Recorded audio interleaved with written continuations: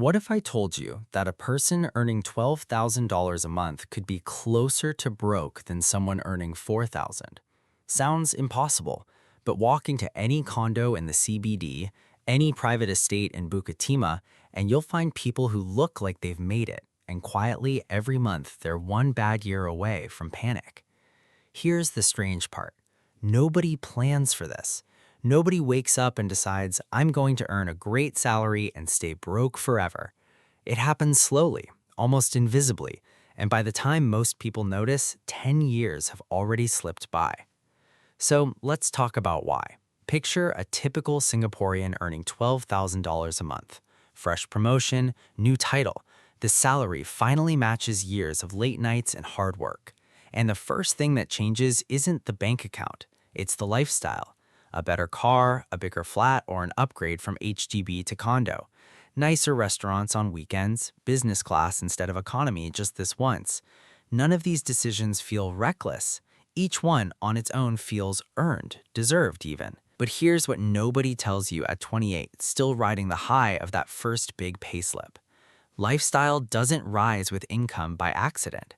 It rises because income creates permission, and permission, given enough time, becomes habit. Think of it like an escalator. You don't have to walk. You don't even have to try. The moment your salary increases, your spending quietly climbs a step behind it, automatically, without asking your permission first. By the time this person hits 40, their salary has doubled, but so has almost everything else. The car loan, the renovation loan, the private school fees, the subscriptions nobody remembers signing up for. And somehow, despite earning twice as much, their savings rate is roughly where it was a decade ago. This is the first reason high-income Singaporeans stay broke. Not because they're bad with money, because their spending was never designed. It just evolved one comfortable upgrade at a time. But there's a second reason, and this one is sneakier. Many high-income Singaporeans genuinely believe they're doing fine because their CPF account looks healthy. Contributions are automatic. The numbers climb steadily every year. It feels like retirement is being handled. Except, CPF was never designed to make you wealthy. It was designed to make sure you don't end up with nothing. Two very different goals. CPF is the floor, not a plan. And when people confuse the two, they stop building anything beyond it. No investment portfolio, no passive income, no assets outside the CPF walls. Just a comfortable job, a comfortable flat, and a quiet assumption that everything will somehow work out by 65. Here's where most people completely misunderstand their own situation. A high salary creates the illusion of financial safety, when what it's actually done is delay the consequences of not having a plan. Because when this person eventually gets retrenched, and in Singapore's economy, even senior earners do, or when the market shifts, or when health forces a career pause, there's no second income stream to absorb the shock. Just a lifestyle that costs almost everything they earn, and a CPF account that can't be touched for another 20 years. That's not financial security.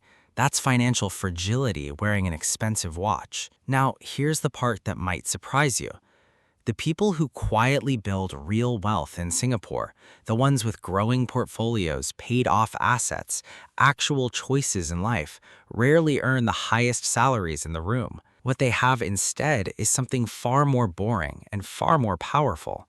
A system. Not motivation, not discipline they summon through willpower every month. A system that makes saving and investing automatic, the same way lifestyle inflation became automatic for everyone else. Imagine two people, both earning $12,000 a month. One spends first and saves whatever's left, which most months is almost nothing. The other treats saving and investing like a bill that must be paid, moved out of reach the moment the salary lands, before lifestyle even gets a chance to notice it's there. Same income, completely different trajectory. In 10 years, one is still discussing when things get more stable.